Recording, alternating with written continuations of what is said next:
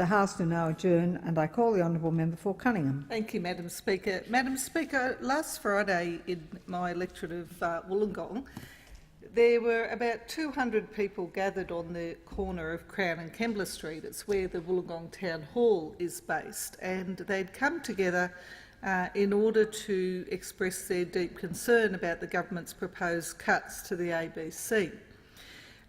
There were people of all ages, and some of them well into their retirement years, and some of them very young and still at school. And in talking to them, I had the opportunity to reflect on the fact that I think the reason the ABC operates so powerfully with people in our community is because it does tell our stories in a very unique way. And it's a way that we're familiar with because each of our own stories reflect our growing up and our experience of the ABC. And I was remembering that, reflecting my own earliest memories were indeed Adventure Island and Mr Squiggle. And I will remember enjoying those as a young child and progressing on to the consistent episodes of Bellbird, which was always a staple in our household before the news, and the terrifying early black and white versions of the Doctor Who episodes, which left me with many a bad, restless night's sleep. Of course, then I progressed as a young adult onto Countdown, never to be missed, and as a proud Wollongong girl, Auntie Jack, of course, featured very significantly in our household. And I was having a look at some of the history of Gary MacDonald, who of course played one of the key roles in Auntie Jack, and there's a story there that he first had Norman Gunston as a character in the Auntie Jack show, and Norman was a journalist trying to find a sex scandal on behalf of Wollongong, Madam Speaker.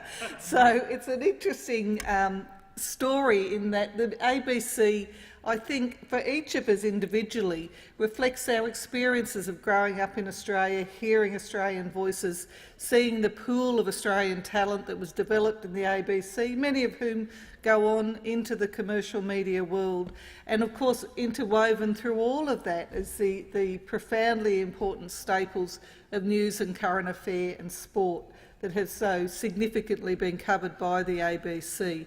And it is no doubt with a great deal of shock and despair that people see the impacts of the government's announced cuts for the ABC. I notice my colleague, the member for Gilmore, has put a letter out that she's written to Mr Scott saying that she's very concerned that his belt tightening is going to cause the closure of the Nowra office of the ABC. Well, I share her concern, but I would hope that she would take that concern also into the party room, because I think that these cuts, the profound and significant impact they will have on the capacity to tell our stories into the future, is something of great concern to all our communities. And my thoughts go out to all of those in the ABC who are experiencing a period where they're either hearing or waiting to hear their futures, and to the communities that they service.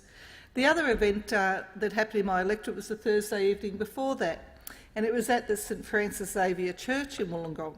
And gathered together was there is estimates around up to 1,000 people in one place, brought together by the Illawarra People for Peace. This is an association that was created in recent months to establish a commitment to peace and harmony throughout the Illawarra. It's comprised of members from the Lumen Christi Catholic parishes in Wollongong, the Bilal Mosque in Cringilla, the Omar Mosque in Gwynville, the Church on the Mall in Wollongong, and representatives from other faiths, and indeed people like myself and the member for Throsby, who are community leaders, coming together to form an organisation to promote peace between people of faith and indeed people of no faith, to come together in a harmonious way in our communities. And we had gathered together on the Thursday night at Francis Xavier's for a large community barbecue, and there were jumping castles and face painting and families just eating a meal together and having a lovely time. We heard from Father Aloysius Moe from the Jesuit Refugee Service. He's a priest of Malaysian background who's worked with both Christian and Muslim communities, who told a moving story of his own father's funeral in Malaysia. It was a wonderful event that I have to commend the organisers for, and I look forward to many harmonious events in Wollongong in the future.